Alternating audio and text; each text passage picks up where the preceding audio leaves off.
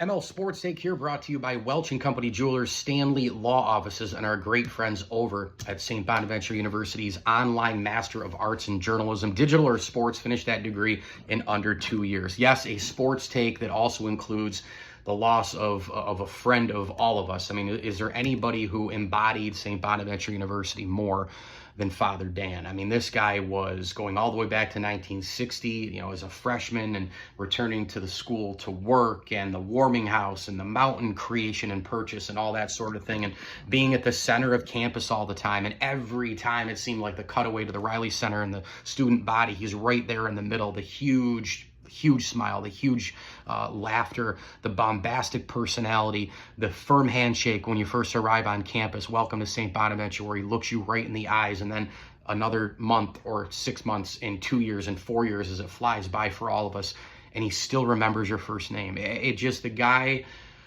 was Bonaventure. Everything that we try to do as students and alumni and friends and family of this special university, everything that we try to do, we probably can't even do as well as he did in terms of representing and putting it all together, the dignity and the class and the family, presentation and the togetherness and the friendship. And I mean, I was crushed when I found out about this, and, obviously he is a native of Rochester.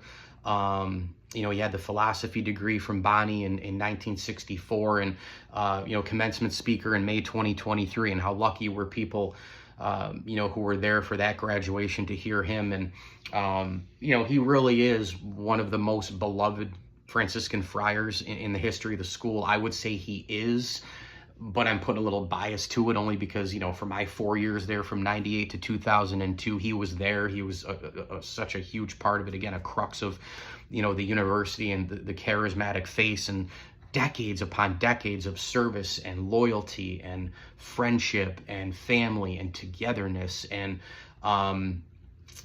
for me to say that he'll be missed is just a gross understatement. I can't even put together the words. The emotions of so many people. I've been texting with my closest pals from Bonas today. Just a huge loss. And, we all have our Father Dan stories. We do. I remember taking a picture with him at center court once at the RC after a big win. And I remember being at Dev many times, and you just go out in a winter morning and go on your way to class and be like, dude's right there. What's this guy doing? He's walking around campus. He was the guy who you wanted to hang out with at the bar stool. He was the guy who you wanted to hang out with at the family dinner table. He was the guy you wanted to hang out with at the basketball game. He was the guy who you wished was in your family. He was the guy you wished was an uncle or a grandfather. It's just, again, an understatement to say how, he was important, or it's an understatement to say, well, he was impactful. There aren't enough superlatives for someone like this. There aren't enough words for someone like this. And when you think about 58 years as a friar, and a priest for 53 years, and a graduate of the school, and it's just such a huge loss, man. And, I feel like these days, you could come into it and go, well, geez, I'm shocked. And I don't know any background. I don't know if he wasn't feeling well or whatever the case may be. But, unfortunately, so many things happen now, and you just can't really control anything. And shock value is, I don't know, I kind of just go online now and hope that I don't see anything like this, because, as many of you know, I'm coming up here in a few months on 2 years with my mom already. And that was the biggest shock of my life, for sure. I mean, there was no inkling whatsoever of that coming. And so, Father Dan was 81 and this and that. Did I expect it? No. Was I shocked? No and yes, right? The no factor is just because of our society now, like so many crazy bad things happen. But then, from the yes factor is that, he was kind of a little bit like my mom in the sense that, you thought maybe those kind of people would live forever. And he was just a great guy. I mean, you talk about, and the thing is, I guess my favorite thing about Father Dan is And again, the stories, the firm handshake, the first day you arrive, he remembers your name for weeks, months, years. I mean, literally remembers your name, your first name for your entire college career. And I know that Bonaventure isn't Texas or Michigan State or whatever in terms of size, but who cares? I mean, I know many of you out there like me, and we can't even remember what we did 10 minutes ago. And this guy shakes your hand on the first day of campus life, and then maybe like 2 years later, he'll still call you by the first name. I mean, it's amazing. But I guess my favorite thing about him during my campus life was just that he could be anywhere on campus. He could be anywhere. I remember sometimes like going in and buying a book in the bookstore. And you turn around, it's like, there's Father Dan. He'd like be buying a t-shirt or something, or, you knew he was going to be in the fan section, the student section, at the RC, or you'd walk around on a 10 or 15 degree day and you look across, you'd be like, Father Dan's walking across campus. Like, what is he doing? He's just on campus. You'd go to the RC cafe for some delicious chicken tenders or whatever you were ordering, and you look across and he was sitting with a student. I mean, he was everywhere, man. And, up at the mountain and at games and with people, and he just did it better than anybody. He did it better than anybody. He embodied St. Bonaventure better than anybody. And we're going to miss him.